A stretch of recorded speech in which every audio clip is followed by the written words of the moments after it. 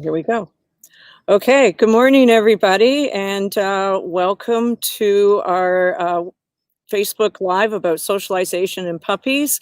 For anybody who's new here, I'm Laura Hunter. This is Celeste. I'm here with Celeste Gagnon, and we are from Drop the Leash Dog Training. So today we want to talk about socialization. It's not always what people think it is, and there are some effective ways to socialize your puppy and some not so effective ways. There's a lot of information out there which can be confusing and conflicting. So hopefully we can clear some of it up for you guys.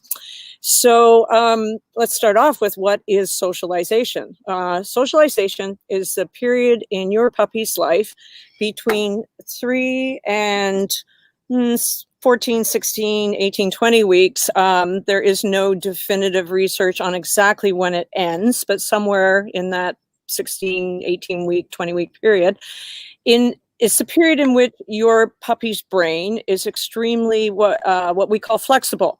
And so they are able to more easily change how they feel about events and situations in the world. So we can influence them to feel better about the world around them more easily than we can in older dogs. And I think our overall goal in socialization, and again, people get a little confused about this. A lot of people think that the overall goal is just to have your puppy play with other puppies or have your puppy learn to love people. But it's a lot more all-encompassing than that. For us, we say that our goal is to teach your dog how to successfully and confidently navigate the world that they're going to be living in. If we do it correctly, we almost consider socialization as a form of inoculation against developing fear in dogs. And we know how important that is because we also teach at the other end of this where we are working with fearful and reactive dogs when they get older. So it's most of what we're offering you today. We have some anecdotal information to offer you guys because we both live with fearful dogs. But the majority of the information we're giving you today is supported by scientific research. We're not going to go through all that scientific research because that would be a 3-hour webinar. But if anybody is interested, anybody out there is interested, I can give you a link to a wonderful webinar on dog eye box by a veterinary behaviorist called Dr. Chris Pockall. And he has a really in-depth science-based webinar presenting research on socialization in dogs, how it works, how it doesn't work, how it literally changes your dog's brain. So I'll post that later in the comments. But as I said, we will also be talking about our experiences with our own dogs because we have had some very interesting experiences with our 2 dogs. So the thing to know about socialization is that it's not just about us working with our dogs. There are a lot of other contributing factors, some which are beyond our control, that we need to know about. And they do affect how effectively we can socialize and what methods we need to use. So we all tend to forget that life with our puppy's life doesn't actually start us at 8 or 10 weeks. They have spent 8 weeks living without us, and a lot can happen in those 8 weeks. So actual socialization starts at 3 weeks and ends down the road. So there have been a lot of things happening in your puppy's life before they arrive in your house. And there are actually things, contributing factors that are taking place before, believe it or not, before your puppy is even born. So genetics does play a huge role in the effectiveness of puppy socialization and differences in puppies on how they get through the process. We're not going to get into breed specifics here today, but obviously, Celeste and I have 5 herding dogs. We know that, and we've gotten a lot of information from experts about our breed, we know that herding dogs do tend to be more responsive, more reactive to the environment. So, the nature of the beast is certainly one factor. But what people don't know about is the role that a mother can actually play in your dog's personality and how they navigate eventually through the world. So my fearful dog, Maddie, I met her for the first time when she was 3 weeks old. And at that point, was not a dog trainer. I had not gone to the academy. I had not nearly as much knowledge of dogs. I just knew that we were there, we were picking up puppies, we were petting puppies. I knew that when I picked her up and held her, that something was off. And I couldn't tell you what it was. I just knew there was something off and something worried me about our interaction. But didn't change anything. We still were committed to getting her, and we visited, and off home we went. I didn't learn till much later that the mother can certainly influence puppies from birth on. And you can have a puppy that is actually born with the genetic tendency to be more fearful. And if you have a mother who has anxiety, who is easily stressed in life, she can produce more fearful puppies. And this is research-based, research has proven that even if the mother is stressed by something in the later half of her pregnancy, she can produce puppies that have a tendency to be more fearful. There's no specific gene for fear, but there is there's a whole branch of science out there, epigenetics, that epigenetics has proven that the parents and ancestors can pass on a tendency for behavior in dogs, that behavior can be passed on genetically. So was that what happened to Maddie? We're not sure. I actually had a bit of a conversation with Dr. Puckle about Maddie, and he did confirm that, yes, it could have been genetic, but dogs also are affected by the environment. The environment is always teaching our dogs, whether we realize it or not. Dogs are always learning from the environment. And trauma can affect your dog's ability to cope with the world later on. So in that first 3 weeks of life, as Dr. Puckle said, it could have been something as simple as Maddie catching her toe in the crate, or in something else, and having that really painful experience that at such a young age could have changed sort of her ability to cope with the world. So we might never know, and it doesn't really, it's in the long run, it's probably not important, but it is important to know that there can be a genetic component before you even get to your dog, and B, that they have been learning from the environment in the previous 8 weeks before you got them as well. So, and just like humans, aversive childhood experiences can create social and psychological issues throughout a dog's life. So we can certainly counteract, or at least try to counteract the effect of genetic experiences, the effect of negative experiences through learning. But how much we counteract those issues varies from puppy to puppy. And the question I had for him as well was that, when I was there visiting that day, there were 2 litters, and they were large litters. So there were 12, and Maddie had 11 siblings. And I didn't pick up every one of the siblings. I didn't interact with them as much because, she was the dog that I had committed to, and I was there to meet her. But I didn't get a sense that the other dogs any of them were responding to me the same way as Maddie.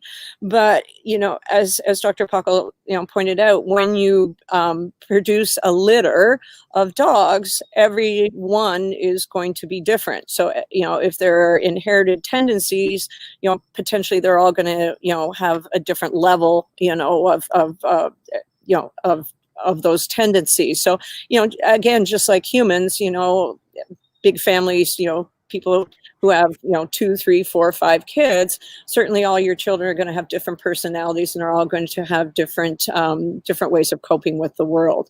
But it is important for us to understand that by the time we get our dog at 8 weeks, that there are also other events and situations that have taken place that have already started to set the stage for success in socialization. All right. So Laura. Yep. For people who are thinking about getting a puppy or have a puppy that they've kind of bookmarked for themselves, done a deposit, what kind of questions can they be asking their breeders about socialization before they get their dog?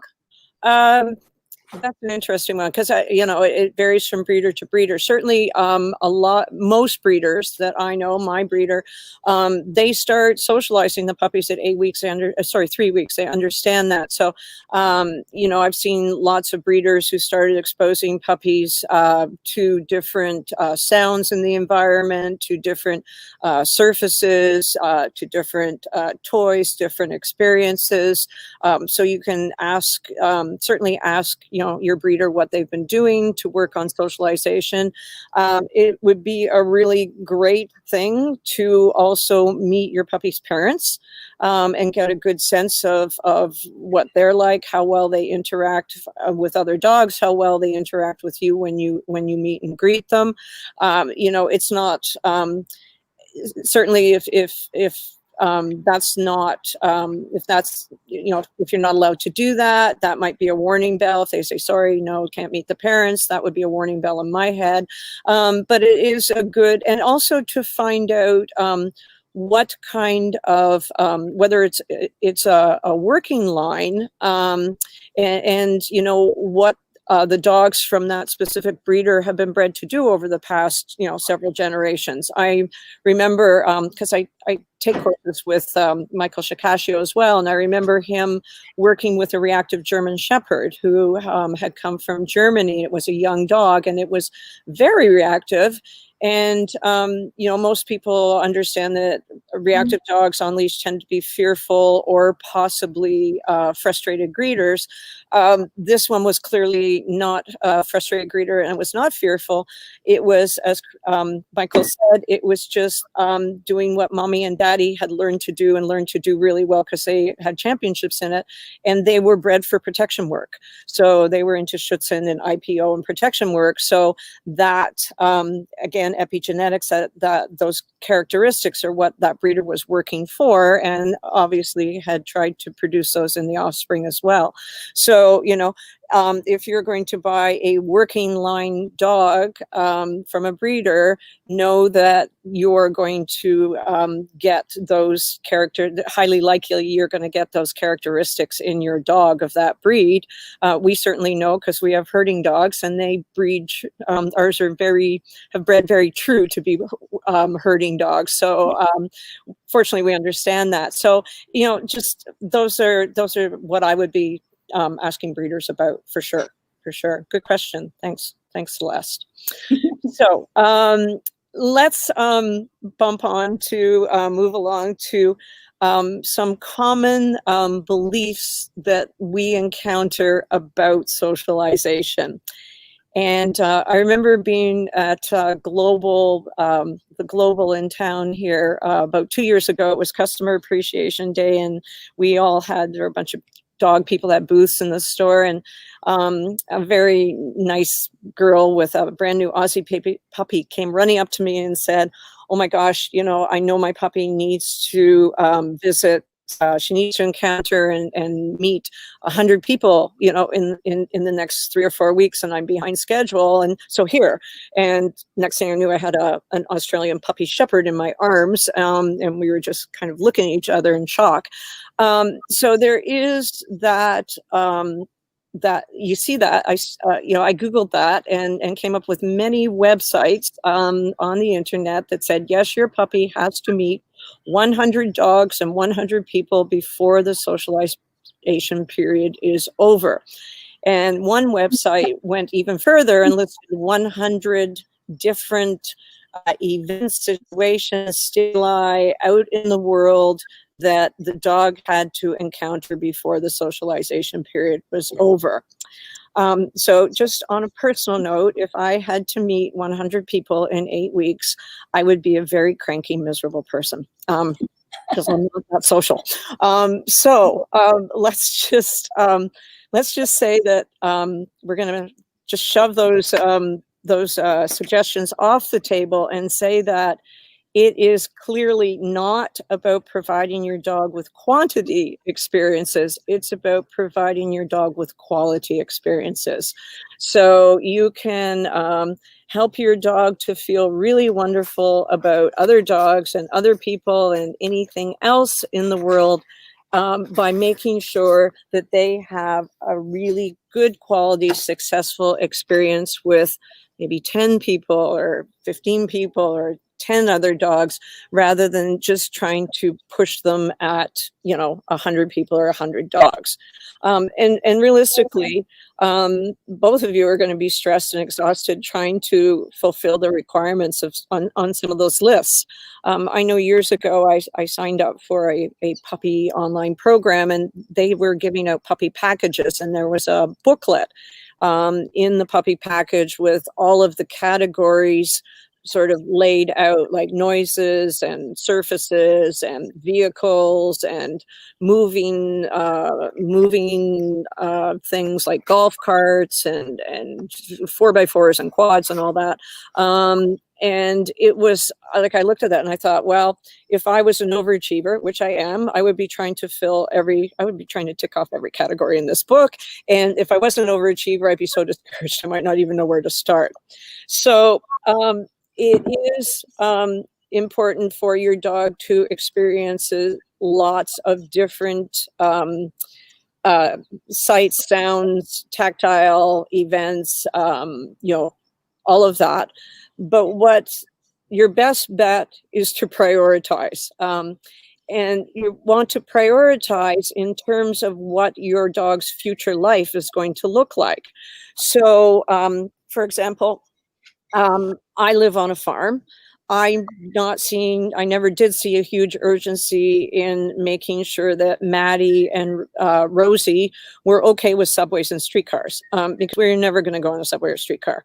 However, we live on a farm. There's chainsaws, there's farm equipment, tractors. So I made sure that they were okay with all of those sounds and all of the moving parts that move on a farm. So, prioritization is probably much more efficient. If your dog, if your puppy is going to be growing up with kids, definitely, I think no matter what, that socializing your dog, your puppy to children, people and dogs are the big three, because they're going to encounter, any dog is going to encounter those for the rest of their lives. But there are a lot of other things in life that you can skip. And so if you I think the really crucial thing for most dogs, and if you do this, you will probably be able to cover anything that your dog might encounter in life that you forgot to socialize them or expose them to, is to expose your dog to novelty. And novelty is huge. For dogs, there are many, many dogs who are afraid of novel experiences, things they haven't seen or experienced before. And the interesting thing, and I was taught this in the academy, is that fear is actually quite normal and common in the animal world. So, before our dogs were domesticated, when they lived out in as wild animals, or, at least undomesticated, untrained animals, if they, any animals actually who live out in the natural world, if they encounter something that they've never seen before, and they are not a little bit cautious or even possibly fearful of it, but super confident and walk right up to it, whatever that is that they've never met before could potentially kill them and eat them. So interestingly enough, within any of those species, the animals that tended to be a bit more cautious were the ones that survived, whereas the confident, optimistic, in-your-face ones were the ones that ran up to whatever, got eaten and killed. So fear was actually a good survival tool. So I do thoroughly believe that some of that is still encoded in our dogs in this day and age. So I certainly know with Maddie that anything new and that she hasn't met before is certainly something to be cautious about. And her default is to act, try and gain distance by either barking at it or running away. And she can get over things fairly quickly, but that first initial reaction is, oh God, I don't know this. Let's get out of here. Let's create some distance. So I do see that in my own dog. What about Penny, Celeste? Because Penny and Maddie are very similar in some ways. Yeah, I think, new experiences at this point, I don't go out of my way for with her. Yeah, neither do I. Gotcha. Yeah. So I don't know how fearful she would be at this point. Her life is fairly routine and controlled. Yeah. But I remember you talking to me one day, and it made me think, because we do run the reactive dog class, and people are always saying to me that, and you said this to me about Penny, is that there are times when she can pass 4 or 5 dogs on a street, and maybe the 5th one is one that she reacts to. And people have told me all the time, that there is no consistency to the dogs that their dogs react to out on the street. So, it's just a thought, but it makes me wonder, is there something that's a little bit different about, the location or the kind of dog or the person or something that just makes it a little bit different and new?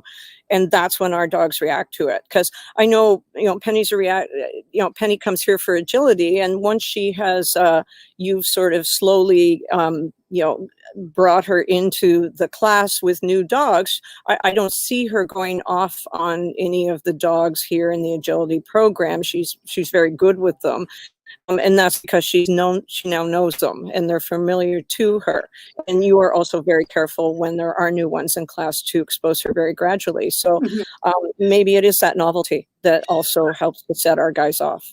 That's actually a good point, though, about the walks, because the novel aspect of whatever the situation is can be so subtle that I would pick up on that we wouldn't even think about. Like, maybe there's a construction truck or a new tractor parked on the street where there's going to be construction, but it hasn't started yet, so I don't even think about it. But that truck was never there before.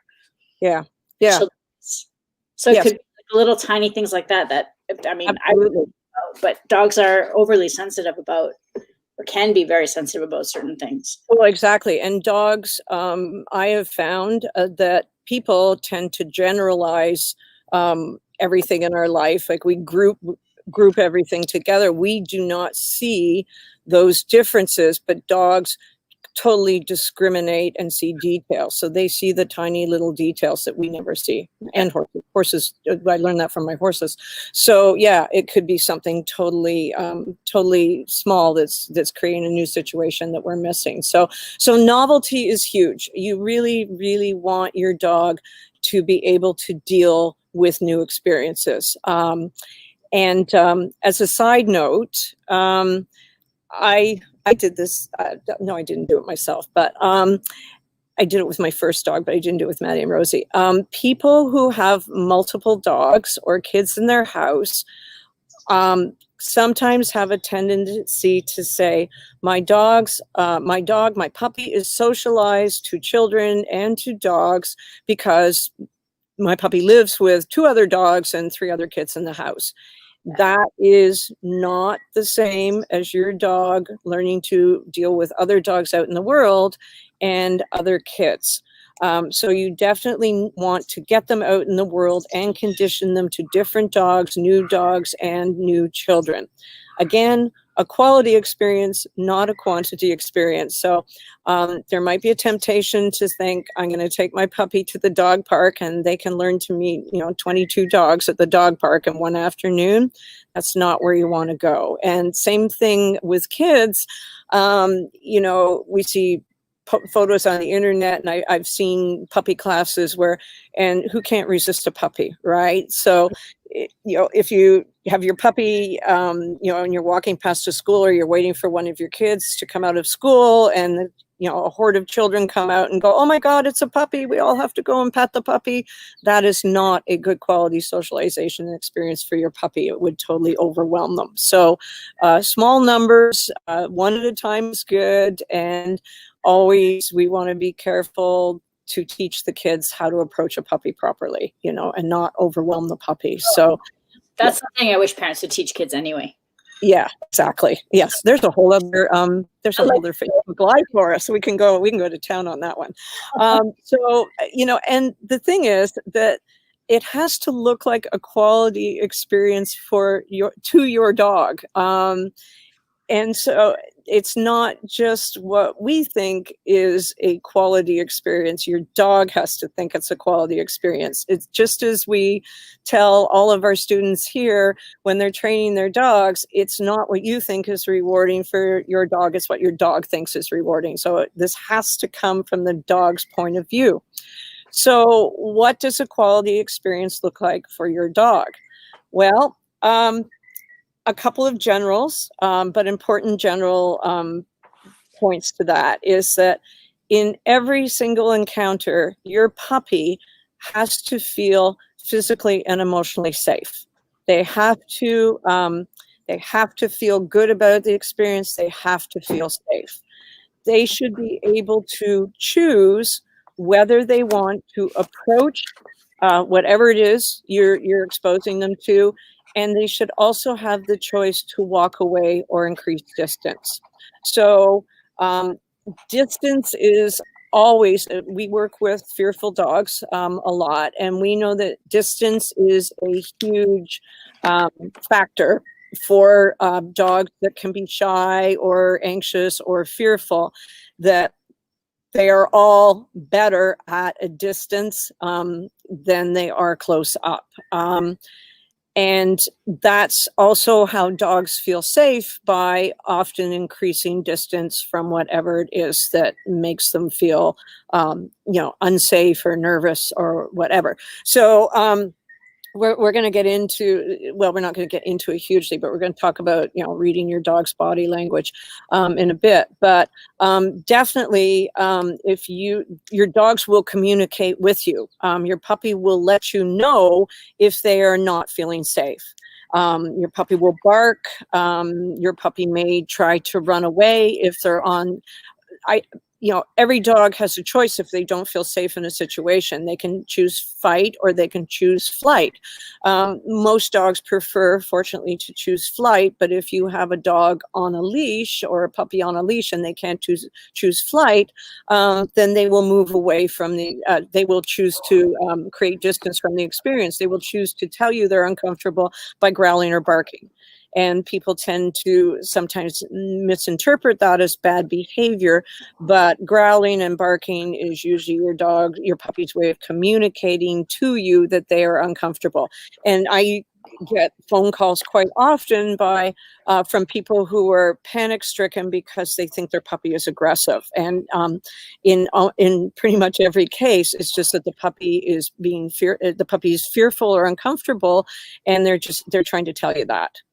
So and it's not just seeing things out in the world, because that's only part of socialization. It's also about the experience of being restrained or having your body handled or being picked up. A lot of dogs, a lot of puppies, if we don't condition them to like that, a lot of puppies will growl or snarl or bark if you pick them up.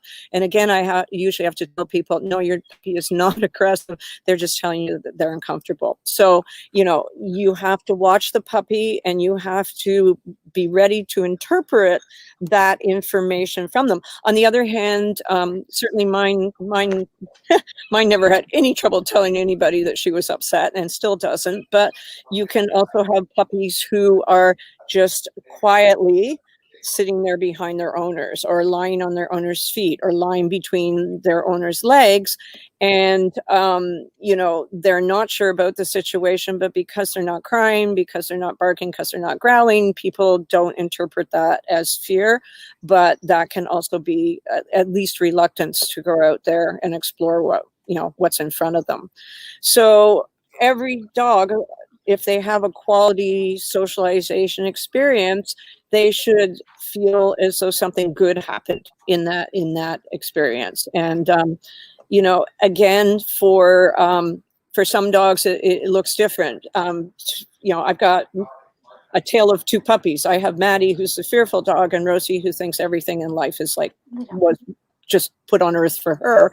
So a good experience for Rosie is jumping in someone's lap, or crawling up to lick their face, or landing on their head. For Maddie, a good experience is her looking at something from a distance and having me provide something really great when she does, which, we have there's a process, counter conditioning, where, Maddie looking at something that makes her fearful predicts a high value food. So, and that's a good experience for her. For Rosie, it would be terribly frustrating. But for Maddie, it's great. If we tried to do with Maddie what we let Rosie do, Maddie would just have a meltdown. She wouldn't be able to cope with it. So every dog is different. And the other thing that we have to let go of is our belief that every dog out there has to be a social butterfly. And if they're not, they are somehow broken. So, Laura, I'm just going to interrupt you, because Nancy made a good comment here that is very relevant to what you just said. She says that several adult dogs fail the therapy dog test when a group of kids come in to pet it as a crowd, to pet the dog as a crowd, even though the dog is good with kids in other situations. Yeah. So, that's I understand why they're doing it, because as a therapy dog, they're going to be put in situations. I certainly know that if you're taking your therapy dog to school, you're likely to run, to visit kids at school, you're likely to run into situations like that. And I guess everybody, of course, is worried, because frightened dogs who can't get away from whatever they're frightened of can also potentially be bite dogs, because if they can't choose flight, they have to choose fight. So, in defense of the therapy program, I understand what they're trying to do, what they're trying to prevent down the road. But I also think that a therapy program could be flexible and qualify dogs for certain situations. That's yeah, I think they usually do, though. But it's a good example of quantity versus quality. Yes, and if people want to qualify as a therapy dog, but your dog is afraid of groups of kids,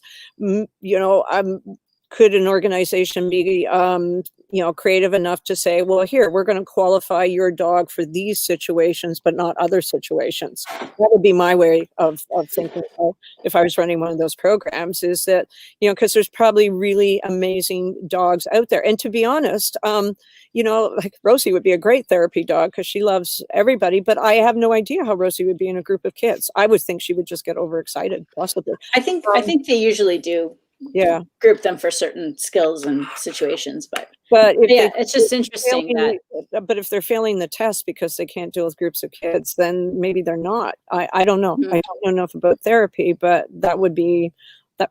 Maybe we'll start a therapy program, Celeste. So much more to learn. Oh That's yes, right. Nancy says, yeah, that's for the child test program. If they fail, they only visit with adults. Yeah, well, I can understand why they're doing that, because it's we can, like, we both have fearful dogs. We both have dogs that tend to react. We can control the responses of our dogs. We know this from our life, but we can't always control the actions of everybody else out in the world, which Yes. creates unsafe situations. So I can see why they're doing it, So, but the thing is, and that's the point I just said, is that every dog has a different, a, a different ability to be a social butterfly, just like people do. Certainly in my household, I have a dog who loves everybody in the world, and I have a husband who loves nothing more than entering a room with a large crowd of people he's never met and hanging out with them for 5 hours. I'm not even sure I could make it through the door of that room. And I've got Maddie, so we totally get each other. So they're like humans. Not every human is a social butterfly. Lots of us are introverted. It doesn't mean that we need to be fixed or that we're broken. And interestingly enough, I wasn't even going to mention this, but I was on a webinar yesterday with the canine enrichment people who are amazing. And they were talking about research that's been done, that there is a gene identified in humans that causes people to have a tendency to be introverted. I'm not going to say a gene that controls introvert, extrovert, but that they find it in people who are more introverted. And they have also recently found that same gene in dogs. Yeah. So now they're starting to think that our dogs also carry a gene for introversion, for being social introverts. So you can try and socialize an introverted dog forever, but potentially not be successful at that, just as my husband can keep taking me to social events and leaving me in a corner, and good chance at the end of 15 of those social events I'll still be standing in the corner. So it's just not going to happen. So I totally get that, and if people start thinking about that in terms of their own life, they might have a better understanding of some of our dogs. So, not every dog can learn to interact, successfully and socially with other dogs. And some of them can't do it with people either. So, but that is not to say that we can't help them feel better. They might never be the social butterfly, but we can help them feel better about those things that they're afraid of. And the first thing that we have to do is people do have to be able to read dog body language better. They have to be able to see what their dog's body language is telling them. Because I get a lot of new puppy owners who tell me, well, my dog is being really stubborn. My dog just wants their own way, or they're trying to get the upper hand. And throughout this whole thing, I keep saying, well, people think this, people think that. I am not being critical of people. I'm not being critical of dog owners. I just, I went to school and I learned all this, and I went to school for a long time to learn all this. So, of course I know this, but your average dog owner does not always have the opportunity to learn this. We have discussed at great length about how when people came to our live puppy classes, we managed to teach a couple of activities, but we never actually got to speak to people in depth about this sort of stuff, because they have puppies bouncing on the end of their leashes. But there are a lot of good online webinars these days that talk about dog body language. Certainly we address it in our puppy program. We try and teach our owners what it looks like. There's great videos out there. So if you have a puppy that you think, well, anybody should be able to say, oh my goodness, I see this in my puppy. I know that they're afraid, they're not sure, they're not confident. So we should just, respect that and change the situation so they can deal with it. Yeah. So, and sometimes it's very subtle. It's very subtle. As I said, there are dogs that just lie there quietly, and a dog's, when you and I look at dogs' ears, we can see, oh, ears down and back. Oh my goodness, that's a little bit of fear. And, we see a few other signs. So we know altogether it creates it's describing that fearful package, but it's hard for dog owners. So, definitely that would be a priority for people to recognize at least the common signs of fear in dogs. Mhm. And then once you recognize that your dog is afraid, there is an actual process by which you can help your dog feel better. It is a science-based process, and it's called counter conditioning, in which we work on changing our dog's emotional response to something that upsets and frightens them. And it's super important that people understand that we're not rewarding our dog for bad behavior if they're showing us they're frightened. Because people ask me that all the time. Aren't we? People come to my house and I'm working with Maddie and they go, stop rewarding that dog for bad behavior. Those are my guests. But I'm not rewarding her for bad behavior. I'm using a science-based process to change her response. So in counter conditioning, what I'm not going to go into a big explanation of this. We are going to be putting out information on counter conditioning for people, but in counter conditioning, basically what we're doing is we're teaching our dog that the scary thing predicts good stuff. And in most cases, we use high value food because it's easy, it's convenient, it's effective. So eventually, hopefully my dog can look at somebody or a new person or a dog and look at me and say, wow, there's a dog. I know that predicts good stuff. So I know that she's starting to feel a little bit better about the dog because the good stuff follows. It's Pavlov who rang the bell and taught the dogs to learn to love the sound of a bell because he followed it with food. So it's science. So here's a question. For counter conditioning, is this something that you would use more after that socialization period is over? Or do you use it while socializing? We use it so I'm a foodie. I used it with my dogs extensively. I didn't call it counter conditioning. It's more of, if the dog is not afraid, so you take your puppy out in the world, your puppy stops, they look at something, you look at them in that moment, they've noticed it, they're maybe not sure about it, that I don't need to see fear. I just need to see the puppy kind of, oh, what's that? I would be delivering high value food or some kibble or something to my dog in that moment. And that is classical conditioning, where and it's semantics, where the dog sees the stimulus or the object, and they're not sure about it. So we're just going to, it's a neutral object. They're not afraid of it. We're just going to hand the dog a couple of pieces of kibble, and they start to, oh, that's cool. That's a really cool thing. Whereas when you after socialization period is over, counter conditioning is definitely what we strictly have to go with, because if we have fearful dogs at that point, they need to be counter conditioned. So it's the same sort of process. There's some minor changes and some semantics in it. It took me a long time when I was first learning about this stuff to figure out why there was a difference between the two.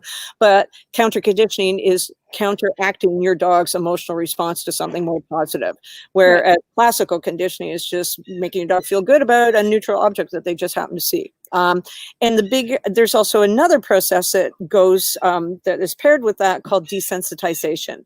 And desensitization is really important for puppy owners to understand. In desensitization, your dog has to be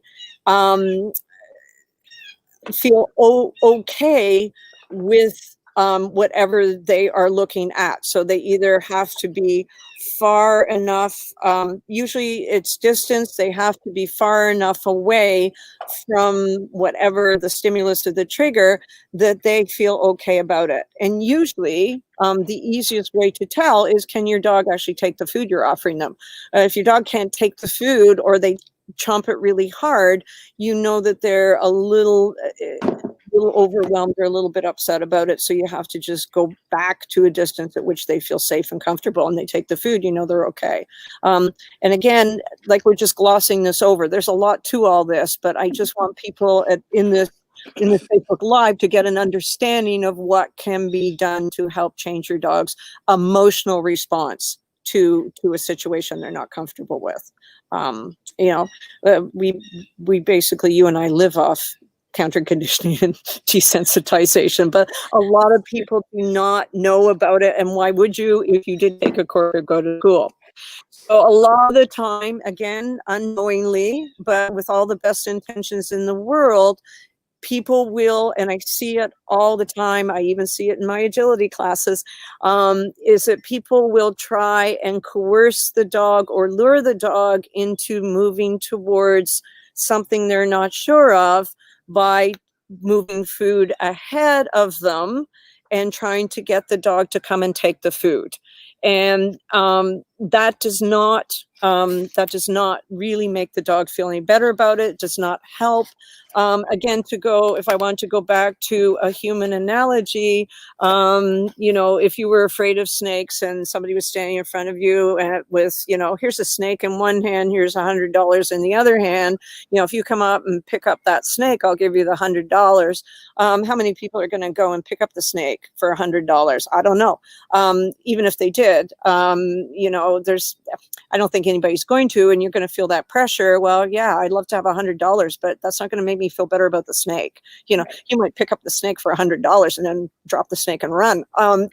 So it's not the same. It sets up pressure on your dog. I really want the food, but I can't get it because that thing's there. It definitely doesn't make your dog feel any better about anything in that situation. No, it adds another conflict to their thought process. Absolutely. So a lot of times, let's just, go see the scary dog. Here, a scary person. Here, we're going to give the scary person food, and you can go and see the scary person. You'll get that food. Well, the dog, might run in, and then they're stuck there with a scary person, and oh my God, I've got to take this food out of their hand. Here's a quick tip: is that if your dog is not sure about people, certainly a person could, I've done it myself, is that, if there's a dog that's afraid of people and, the dog's standing here looking at me, I will toss them food, but I will toss the food behind them so they have the ability to walk away from me. They can get distance from me. So hopefully they're feeling a little bit better because I'm producing food, but I'm also producing it in a way that puts no pressure on them, and in fact lets them go to safety, which is also, they'll feel better about it. So we call it treat and retreat. That's a better system. Same thing that happens with dogs. Maybe your dog doesn't want to go greet another dog, but oh heck, it's a dog. Why would you be afraid of another dog? So let's pull the dog towards the other dog. People used to say that to me all the time with Maddie. Oh, well, she just needs to meet my dog because my dog's really great, and my dog's really good with other dogs. And I go, no, she wants to eat your dog. Please do not bring your dog closer. But people couldn't understand that. So Celeste, let's talk about Penny's experience as a puppy with socialization. Yeah, so we had Penny in a puppy class, the puppy basic manners training type of class that you do with your little baby pups. And at the beginning of each class, they would have this kind of a 5 to 10 minute play session where it was like a free for all, and all the dogs get to play with everybody else. I honestly can't remember if they divided them up by size or not at the time, but it was a group of around 10 dogs, and Penny was always very timid and would like to stay next to me. But so she would be the one that was chased. She would be chased around the room, and she would try to hide behind me. And I was told by the trainer, and again, this is before I knew any of this, so I was new to the whole scenario, that I needed to move and let Penny kind of fend for herself and figure out her place in this group, and learn that it wasn't going to be a scary thing. But Penny was terrified, and we did this every week for, I guess, the 7 or 8 week course that it was, and she was never happy about it, and she never got used to it. Now I know that, there was absolutely no choice for her. Like, I know that when we teach puppies now, there's we do consent tests. We really read the dogs and give them the space if they need the space. She would have been fine to sit in the corner of the room and just watch the other dogs chase each other and play. She would have been totally happy with that. And she may have been able to make the choice to get herself out of the corner at some point. Yes. Because you would have known to do the counter conditioning, and to be honest, you're the leader of your puppy program should have known all of that. So I don't even remember if I was allowed to feed her during that. I don't think I was. I think I had to just kind of back off. Yeah. That's pretty much what I was told. Yeah. So it's interesting because well, we had a bit of a similar situation with Maddie, but I'll get into that in a minute. So what happened was Penny was flooded. Flooded. I mean, she was never hurt. She was never fought or attacked, but she was always cornered. Psychologically flooded. So flooding occurs when your dog is in a situation where they are completely overwhelmed by something that they are afraid of. So they look okay, and people assume they aren't afraid, but the dog is just stuck in a situation where the trigger is too close, it's too intense, they're totally overwhelmed, and they have no other option but just to shut down and check out psychologically and emotionally. And, I remember taking Maddie to an agility trial, again, long before I knew better, and there wasn't one dog there, there were like 50 dogs there, and she looked totally great walking through, amongst all these dogs. And I thought, idiot that I was then, I thought, wow, that's great, she's getting over it, but she was just shut down, she was just flooded.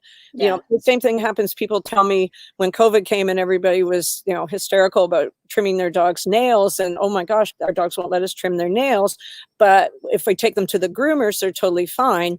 I'm not dissing groomers in any way, but chances are your dog is flooded. They just shut down because they can't deal with the situation. There's no escape. So flooding is certainly setting any socialization much further back. Something as simple. I had a golden years ago, and he was always very nervous about going in the water or just getting him in. And then one day, my uncle, who just had no patience, said, "No, we're just going to throw him in the water." And he picked the dog up and threw it off the dock, and the dog never went in water again for the rest of his life. Yes. Yeah. So, I've heard that story before. Yeah. So from other people. Yeah. So learning. Certainly genetics are a component in your dog's socialization, but genetics can be, genetics can, give your dog that tendency to be fearful, but learning can also have a huge effect, and it can go one way or the other. Learning can either help your dog reduce their fearful issues, or it can make them worse. Mm-hmm. And I know you had that experience with Penny. I had an experience with Maddie. I took her to puppy class because I wanted her to get out with other dogs, and we socialized her here with dogs at the farm and people, and she was okay. I think she was probably maybe just coming out of socialization period. I don't remember. And we were kind of sitting on the fence about how it was going to go. I was desperately trying to do all the right stuff. I'm hoping I was. So that was a long time ago. And then we were at the we were at the training facility one night, and she was watching. We were waiting for class, and two people let their dogs off leash, and the dogs started to play, and they rolled right over her, and she came up like just screaming. And I think that knocked us off on the wrong side of the fence, to be honest. I think that was the tipping point for her. I remember leaving and hearing as I left the instructor saying, well, people, that's what happens when you buy an Aussie. Thank you very much.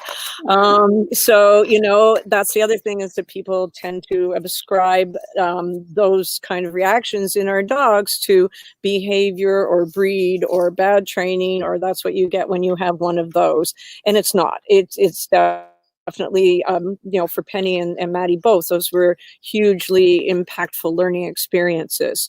So, both of us can attest to the fact that, lots of different, factors went into both our dogs' outlook on life, but we have 5 herding dogs between us, and 3 of our dogs think the world is a great place, and 2 of them don't, but it's not the end of the world for us. All I can, say to wrap this up is that you can make a difference in your dog. I know Maddie is always going to be who she is, but I like to think that, socialization and certainly training helped her as well, and, learning experiences. So I'd like to think that, she's always going to have these tendencies, and Penny is too, but they're certainly much better, I think, than they would have been if we had not attended to any of this. Like, you can bring Penny to a group agility class and she's fantastic. Yeah. So, if you have a dog that you think is a little bit fearful and you are in that socialization period, do go out and get help for it, because there are lots of good training programs out there and lots of good instructors who can help you do it the right way. And it's not the end of the world, but definitely it's a priority to address it, for sure. Yeah, and to find a trainer that does do consent tests. Yes. And does evaluate the situation, the emotional state of the dog, instead of just doing a subscribed, this is the list of things you have to get through to socialize. Actually realize that every dog is an individual, and that not all of those check boxes work for every dog at every speed. Yeah. At the same speed. Absolutely. And to find trainers that are educated in fear and aggression in dogs, because not everybody is. So, or, just educated in understanding socialization and fear and how to work with it. So, yeah. So thanks, Jess. This was fun.